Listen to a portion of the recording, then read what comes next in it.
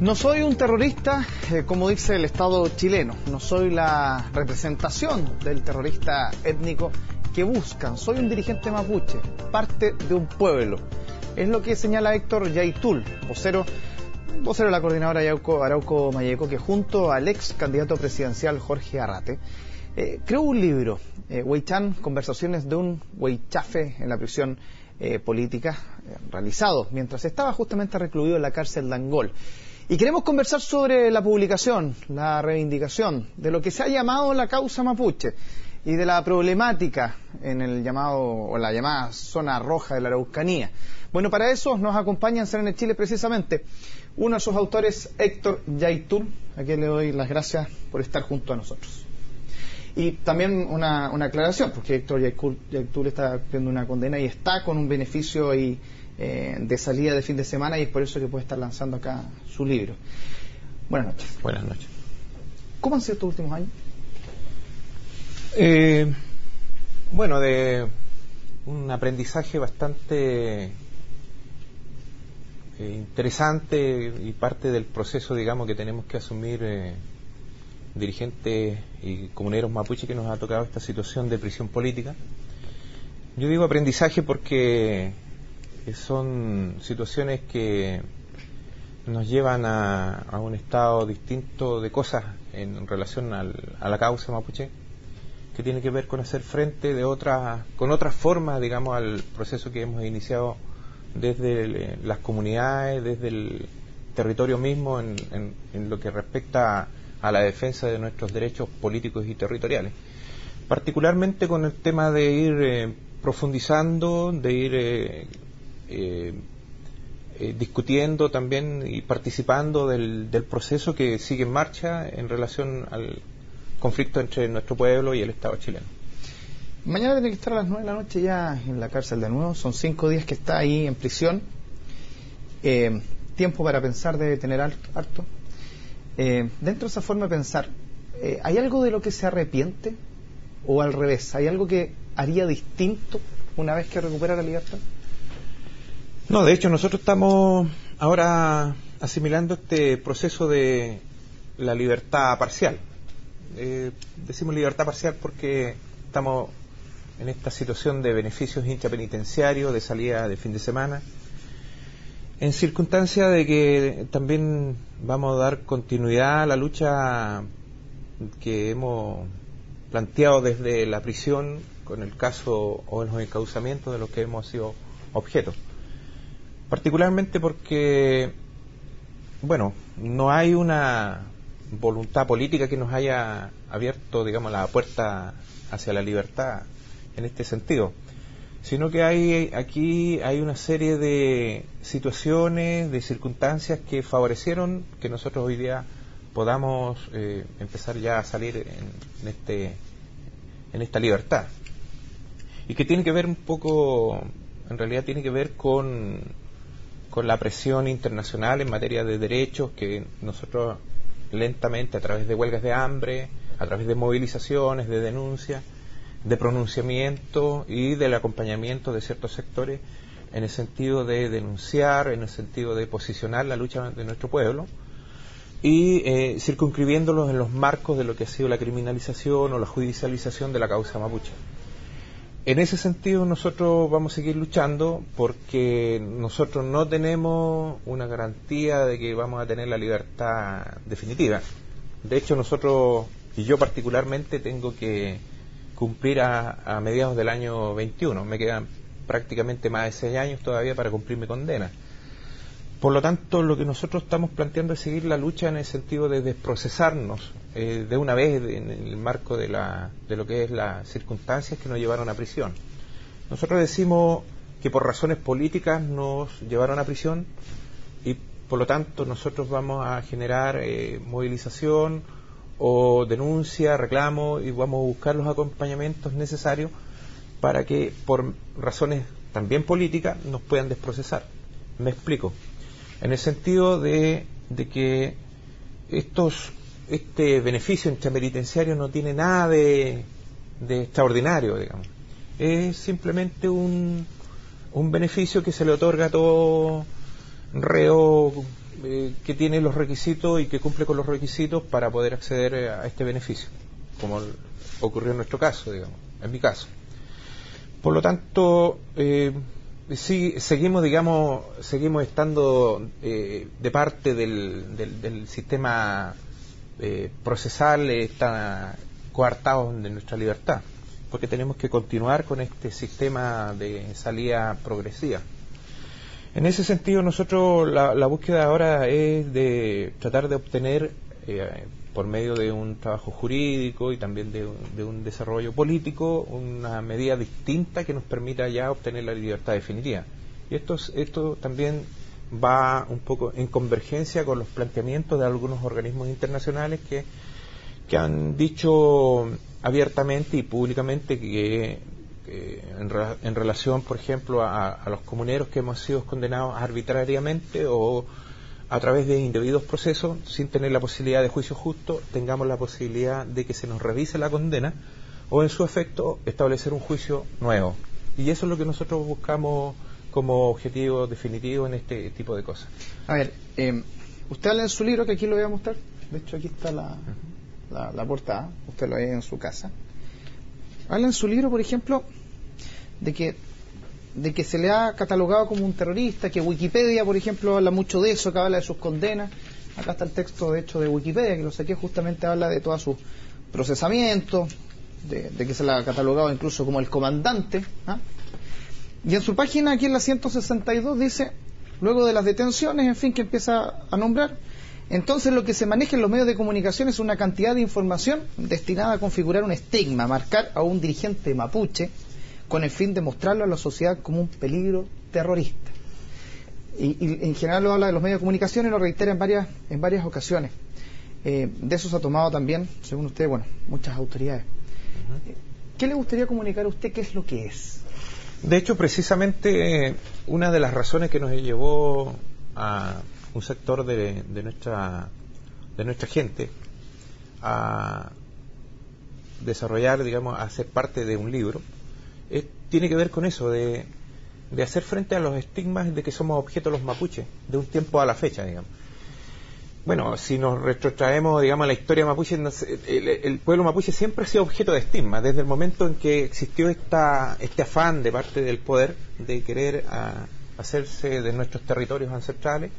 Siempre hemos sido objeto de una denostación, incluso demonización de los mapuches para crear las condiciones para invadir nuestros territorios.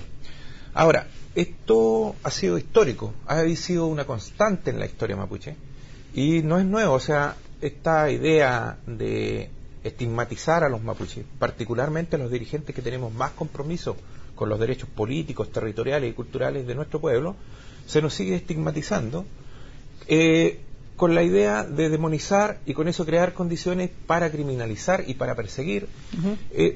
El libro es precisamente una forma de hacer frente a esta estigmatización de que somos objetos, indicando que no somos terroristas, que la lucha mapuche no es terrorista, que la lucha mapuche es una lucha legítima. En el libro se explica, con las limitaciones tal vez propias de un militante de la causa mapuche, como me considero, de las razones que explican nuestra lucha centenaria, nuestra lucha histórica, que tiene que ver con aspectos ideológicos, culturales, religiosos, como visionarios.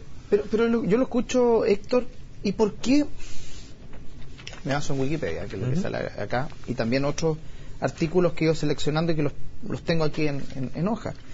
¿Por qué, si usted es un dirigente por una causa mapuche, que lo que buscan es la reivindicación, el recuperar sus tierras, sí, ¿por qué desde el año 90 y algo, 2001, a la fecha, a usted se les indica tanto como un terrorista? Particularmente, ¿Por qué se le señala tanto con el dedo si usted dice que no lo es?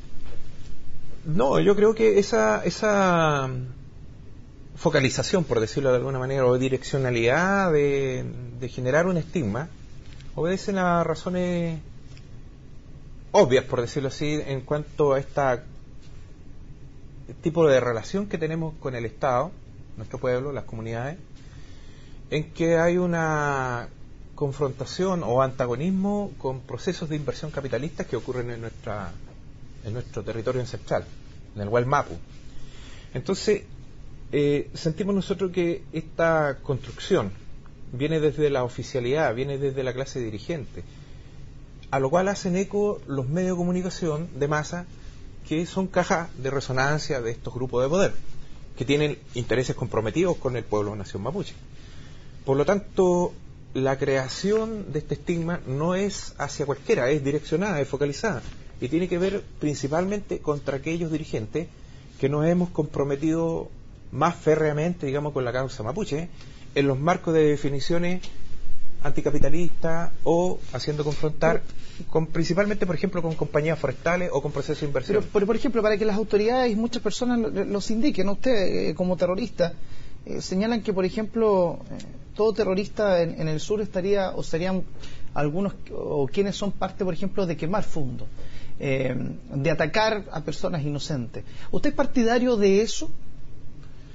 No, nosotros no somos partidarios de golpear o de que las acciones, en este caso, que son una más de las distintas expresiones de la lucha de nuestro pueblo, estén direccionadas así indiscriminadamente, ¿no? Todo lo contrario. Pero selectivamente, por ejemplo, quemar un fondo, selectivamente quemar un fondo, por ejemplo, lo digo más que todo para aclarar, es para aclararlo porque justamente eso se toman las autoridades para sindicalizarlo usted como terrorista o parte de los actos terroristas.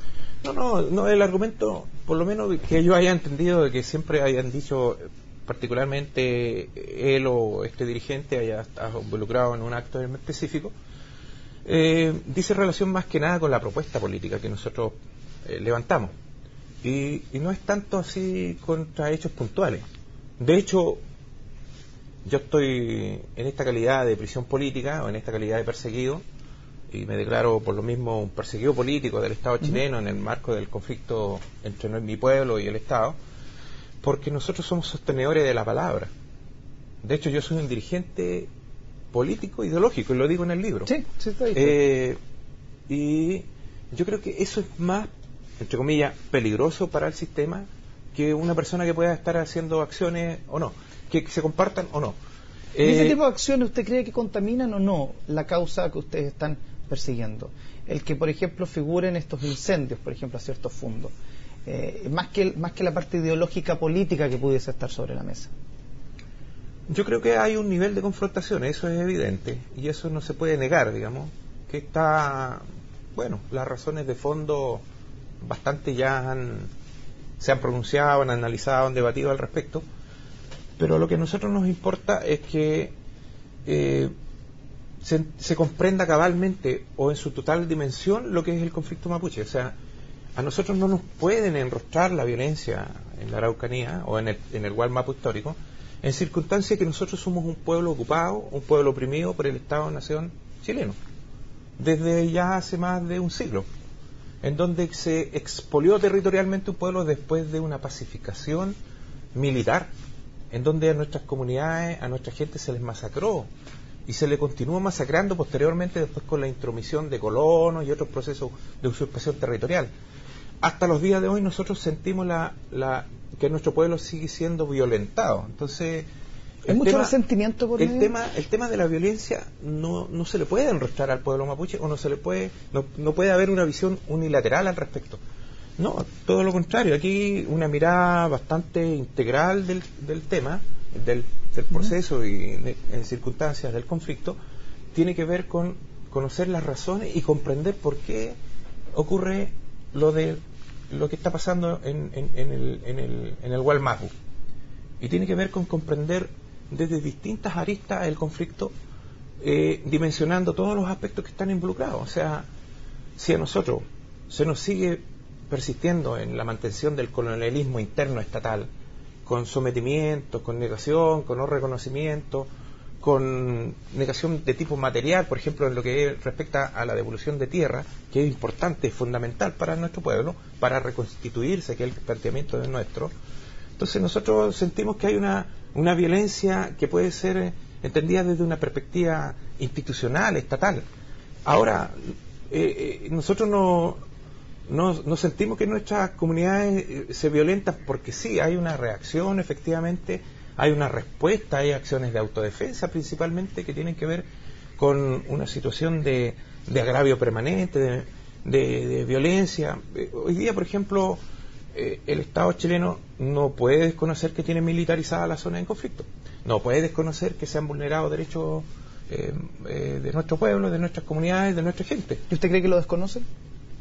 Yo creo que no lo ha asumido con la total honestidad y carácter y actitud política que debiera tener, digamos, las autoridades. Ellos nos han violentado.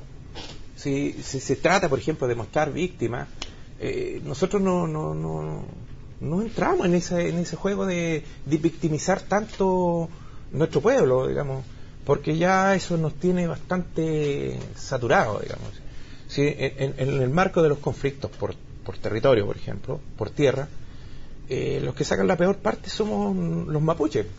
Está una serie y hay constancias de una cantidad de afectaciones e impactos que tienen que ver con niños, mujeres, ancianos, población que no tiene que ver mucho en la confrontación directa y que ha sido violentada de parte de las fuerzas policiales o de ocupación, pues. Y también tiene que ver con la violencia institucionalizada del sistema. Esta migración territorial, la mantención en la pobreza también es violencia.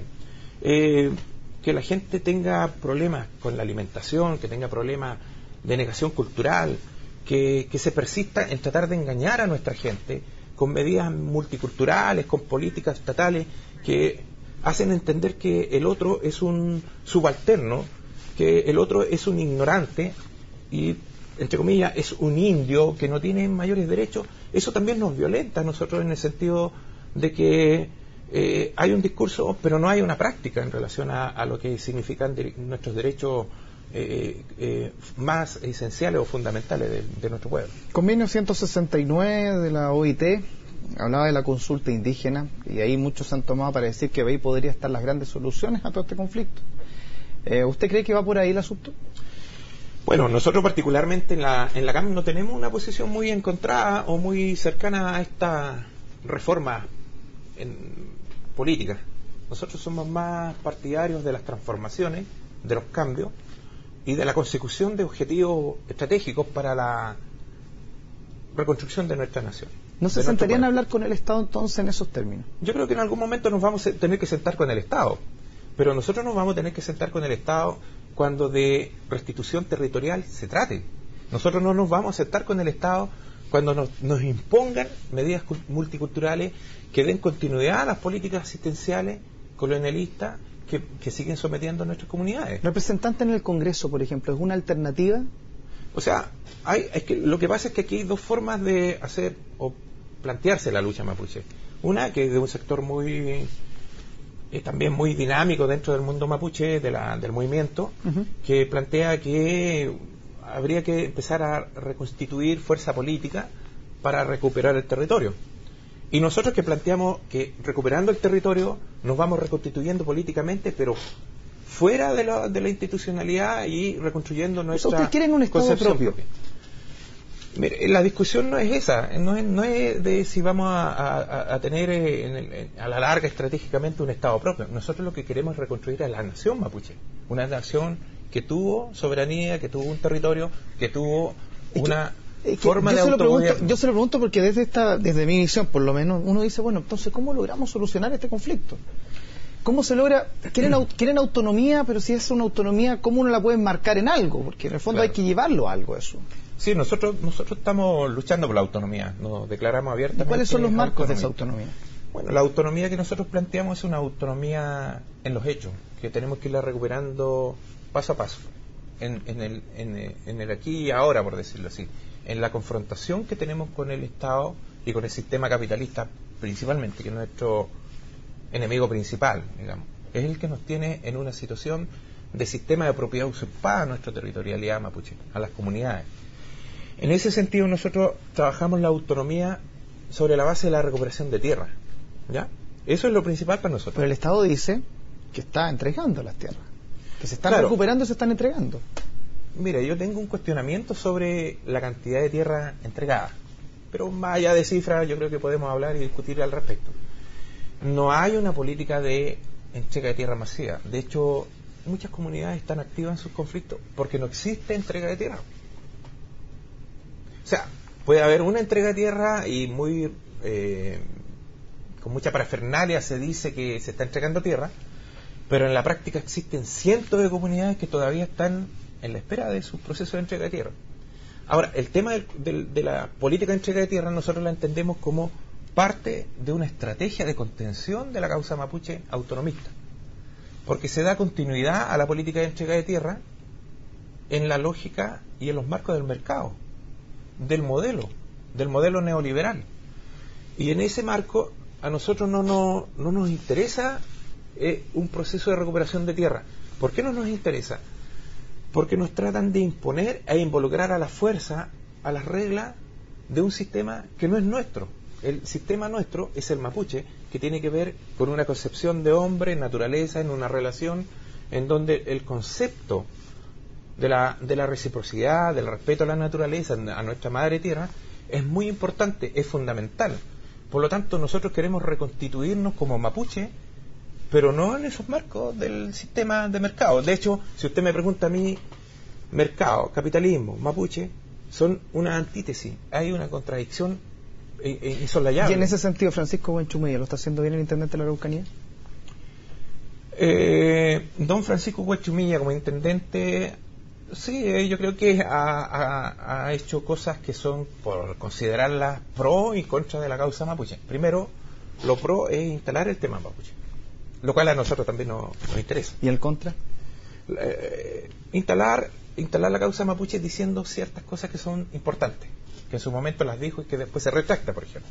Que eso a mí me llama la atención, porque en un momento incluso dijo que iba a conversar desde los sectores forestales, y incluso mencionó a un grupo empresarial, hasta a Héctor Yaitul, miembro de la CAM, o dirigente de la CAM. ¿Se ha contado con él? No ha manifestado. ¿Le gustaría juntarse con él? No, yo creo que podemos conversar y los puntos de discusión o debate son interesantes en cualquier lado. Yo, de hecho, he conversado con distintos referentes o opiniones políticas. El punto es que nosotros sentimos que en la práctica y en los hechos el señor Huenchumilla va a dar continuidad a las distintas políticas estatales en los marcos de el multiculturalismo que nos tienen, es decir, una serie de instancias de participación, pero dando continuidad a estructuras que nos tienen en la dominación. Huaychán, conversaciones con un huaychafe en la prisión política. Este es el libro entonces de Héctor Yaitul, que fue lanzado hoy. Héctor, muchísimas gracias por estar junto a nosotros. Gracias a usted. Que esté muy bien. Y nosotros vamos a una pausa, regresamos dentro de poco con más noticias.